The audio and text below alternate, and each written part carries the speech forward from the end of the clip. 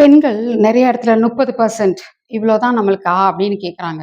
யூதர்கள் எப்ப நம்மளையெல்லாம் அது அடிமைப்படுத்திட்டு, தாங்கள் தான் பெரிய கடவுளர்கள் அப்படின்னு சொல்லி நம்மள அடிமைப்படுத்த நெனைச்சாங்களோ, அப்ப பெண்கள தான் முதல்ல பிடிச்சுக்கிட்டாங்க. பெண்கள் மூலமா தான் அவங்க வாரிச உருவாக்கினாங்க. ஸோ அதனால தான் அவங்க எப்பவுமே தந்தை வழி, தந்தை வழின்னே சொல்லிட்டு இருக்காங்க. பாரிசாலனும் அதத்தான் சொல்றாரு. தந்தை வழி குடி.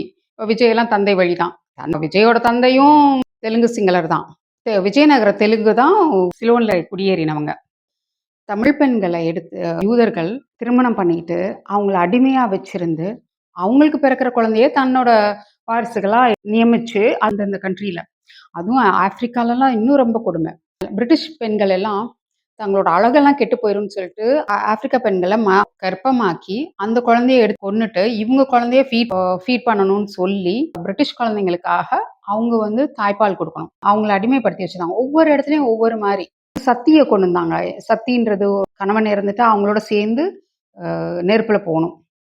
அது எவ்வளோ கொடுமையானது. நெருப்பு தான் உலகத்திலே பெரிய கொடுமையான சாவு.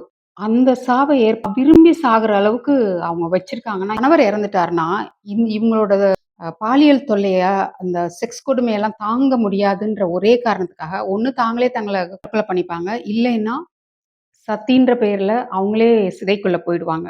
எல்லா இடத்துலயுமே நம்ம பெண்கள் எல்லாம் அடிமைப்படுத்தப்பட்டிருக்கோம். இன்னும் அந்த பயம் இருந்துட்டே இருக்கு. கண்ணெதிர்ல குழந்தைங்கள கொல்றதையும் பார்த்துட்டு இருந்திருக்காங்க அந்த பெண்கள் எல்லாரும்.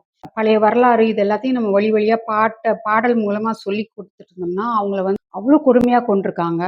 சித்தர்களையும் கழுவேற்றிட்டு இருக்காங்க. இந்த கழுவேற்றத்தை எல்லாம் பார்த்து அவங்களுக்கு உள்ளுக்குள்ள பயம். அதனால தன்னோட குழந்தை ஏதாவது ஆயிடும்னு தான் இன்னமும் பொதுவெளில எல்லாரும் பயப்படுறாங்க. பொது வழிக்கு வந்துட்டாங்கன்னா, தன்னோட குழந்தைய யார் பார்த்துப்பாங்க? தன்னோட குழந்தைய ஸ்கூலுக்கு கொண்டு போய் விடணும். அவங்களுக்கு அடுத்தடுத்த கிளாஸ்க்கு கொண்டு போய் விடணும். நல்லா பார்த்துக்கணும். பத்திரமா பார்த்துக்கணும். இது இது அவங்களுக்கு ஜீன்லயே ஊறி போயிடுச்சு. அவங்க டிஎன்ஏலயே இருக்கு. நம்ம குழந்தைகளுக்காக தான் நம்ம இருக்கணும் அப்படின்றது. அதனால தான் வேலைக்கு கூட போமாட்டாங்க. நான் வேலைக்கு போலாமான்னு கேட்பாங்க. கர்ப்பமானதுக்கப்புறம் அவங்களால போ முடியாது. அதுக்கப்புறம் திரும்பி குழந்தை வளர்ப்பு, அப்பவும் போ முடியாது. அப்புறம் ஒரு ஒரு பாயிண்ட்ல நீ வேலைக்கு போ அப்படின்னு சொல்லும்போது, அவங்களுக்கு போக விருப்பம் இருக்காது. ஏன்னா குழந்தைய பார்த்துக்கணும், வேலையோட தொடர்பும் இருக்காம இருக்கும். ஸோ அதனால அவங்க வேலைக்கு போகணும்னு ஆசைப்படவும் மாட்டாங்க. அதனால தான் அவங்க வெளியயும் வரதில்ல. எந்த சமூக இதுக்கெல்லாம் பண்றதில்ல. இதையெல்லாம் மாத்துறதுக்கு நம்ம 5ஆம் தமிழ் சங்கம் தான் குருகுலத்துல கொண்டு போய் விட்டுட்டா குழந்தைங்கள எல்லாம். நெறைய நெறைய நேரம் இருக்கும். வயல் வேலைகள், சமூக வேலைகள், எல்லா வேலைகளும் அவங்களால பண்ண முடியும். ஒரு தளத்த தான் 5ஆம் தமிழ் சங்கம் பாண்டியன் ஐயா நம்மளுக்காக ஏற்படுத்தி குடுத்துட்டு இருக்காங்க. அதுக்காக நம்ம அவருக்கு ரொம்ப நன்றி சொல்லணும்.